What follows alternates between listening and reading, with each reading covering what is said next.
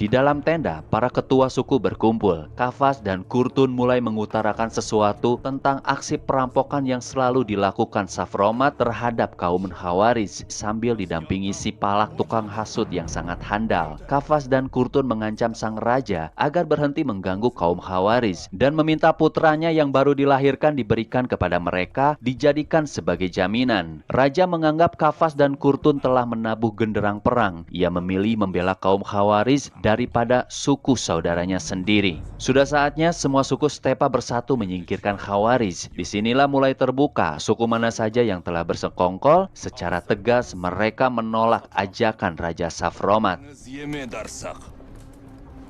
Di malam harinya, hanya suku Dahai yang bersedia berdiskusi lebih dalam membicarakan tentang Khawarij. Di tengah perbincangan, sang raja membongkar identitas Tomiris sebagai putri tahta dari suku Masaget yang masih hidup. Tomiris mampu mengkudeta kepemimpinan Kafas dan Kurtun karena ia pewaris tahta sesungguhnya. Raja Safromat mengiming-imingi Raja Dahai. Bisa saja suatu saat putranya yang bernama Arjun dapat menikahi Tomiris sehingga mereka berdua memiliki kekuatan besar di Stepa.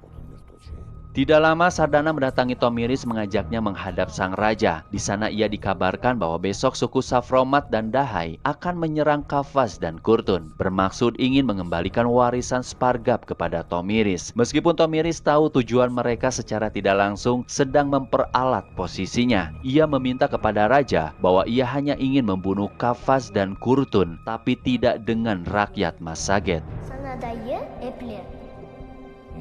Tiba waktu di mana kedua kubu saling bertemu di tanah Stepa. Dengan gagah berani Tomiris maju ke depan mendekati suku Masaget. Di sanalah Tomiris meneriakan jati dirinya sebagai pewaris tahta putri dari kepala suku Spargab. Kafas dan Kurtun mulai kalang kabut sambil maju ke depan berniat ingin menghentikan ocehan Tomiris. Hanya dengan beberapa gerakan, Tomiris sanggup menghabisi Kafas dan Kurtun dengan bilah pedangnya.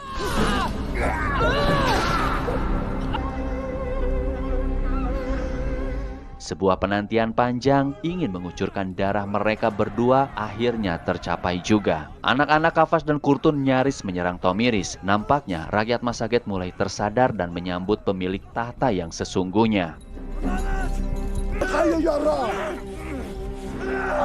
Untungnya tidak terjadi perang di antara para suku Stepa. Dibarengi keberhasilan Tomiris dengan mudah merebut kembali warisan peninggalan sang ayah. Setelah bertahun-tahun lamanya ia harus menderita bersembunyi di dalam hutan, menghabiskan separuh hidupnya menanggung rasa kehilangan dan dendam. Akhirnya dapat menginjakkan kaki di tanah kelahirannya.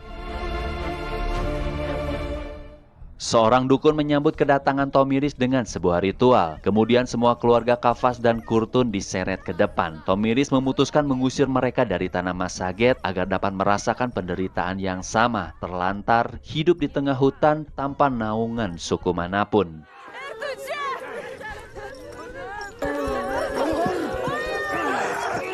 Banyak sekali kenangan ketika pertama kali memasuki ruangan di mana dulu ia dan sang ayah menghabiskan waktu bersama.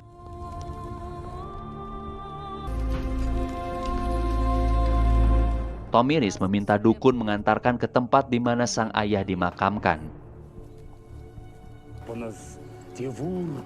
Di hadapan kuburannya, ia sampaikan pencapaiannya telah berhasil merebut kembali suku Masaget dari tangan Kafas dan Kurtun.